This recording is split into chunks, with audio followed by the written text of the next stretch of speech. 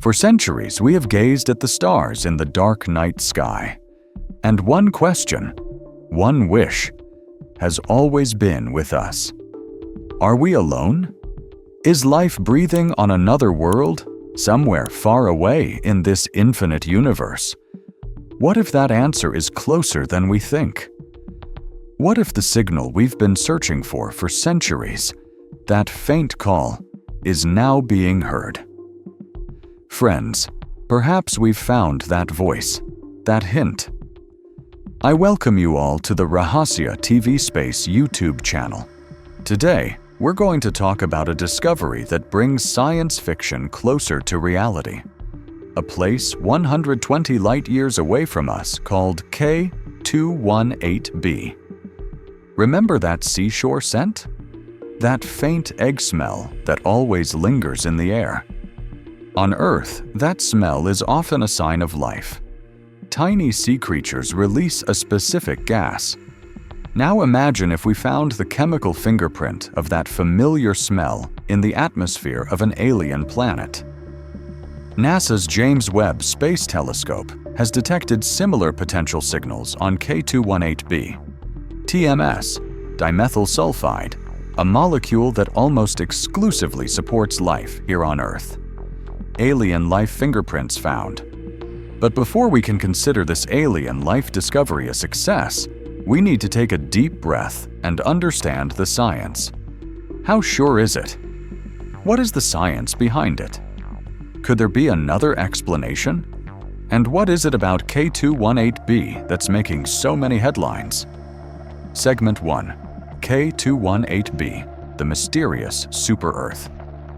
So, let's meet K2-18b. This planet was first discovered in 2015 by NASA's legendary Kepler Space Telescope, famous for discovering thousands of exoplanets. It is located in the Leo constellation. Even light from this distance takes 120 years to travel from here to there. This means that the K2-18b we see today is actually 218b from 120 years ago. It orbits its star, K2-18b, a red dwarf, smaller, cooler, and redder than our Sun, in its habitable zone. Remember the Goldilocks zone? Neither too hot nor too cold. Just a place where water can exist in a liquid state. Red dwarfs are the most common type of star in the universe. So finding a planet in their habitable zone is very promising for the search for life.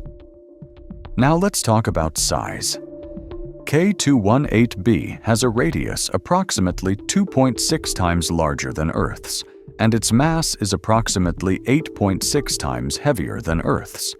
Planets in this size range are called super-Earths, mini-Neptunes, or sub-Neptunes. This category is quite mysterious because there are no planets of this size in our solar system.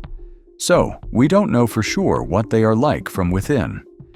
Is it a large, rocky planet like Earth with a thick atmosphere, or a small gas giant like Neptune with a rocky core, or something completely new, like a world with a very deep global ocean above a rocky core and an atmosphere above that? This last possibility makes K2-18b extremely interesting. Segment to whispers from water vapor and early clues. K2-18b's name first came to light in 2019. Then, the Hubble Space Telescope and other ground-based telescopes discovered something remarkable. Clear signs of water vapor in its atmosphere. This was the first time that water molecules had been so clearly detected in the atmosphere of an exoplanet orbiting in the habitable zone. This discovery put K218 billion squarely in the category of a potential water world. Scientists began wondering if this planet could have clouds. Could it rain? Could oceans exist on its surface? But Hubble's limitations meant it could only tell us about water. The rest of the details of the atmosphere, its full chemical composition, were beyond Hubble's capabilities. We needed a more powerful probe, an eye that can see in infrared light, peering deep into the atmosphere. And then came JWST. Segment 3. The Infrared Eye. JWST changes everything. The James Webb Space Telescope. This is no ordinary space telescope. It's an engineering marvel. It's like a time machine that can see even the earliest moments of the universe. And it's a game changer for the exoplanet because it sees primarily in infrared light. Now, why is infrared so important? Look, the molecules in a planet's atmosphere, like water, methane, and CO2, absorb specific infrared wavelengths. Each molecule has its own unique fingerprint. Furthermore, infrared light can penetrate haze better than visible light. This could be essential for planets like K2-18b, which have thick atmospheres.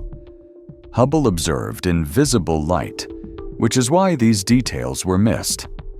JWST uses transmission spectroscopy techniques.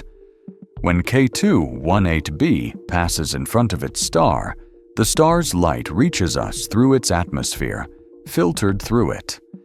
JWST breaks this filtered light like a prism and sees which infrared colors are present. These missing colors tell us which molecules are present in the atmosphere.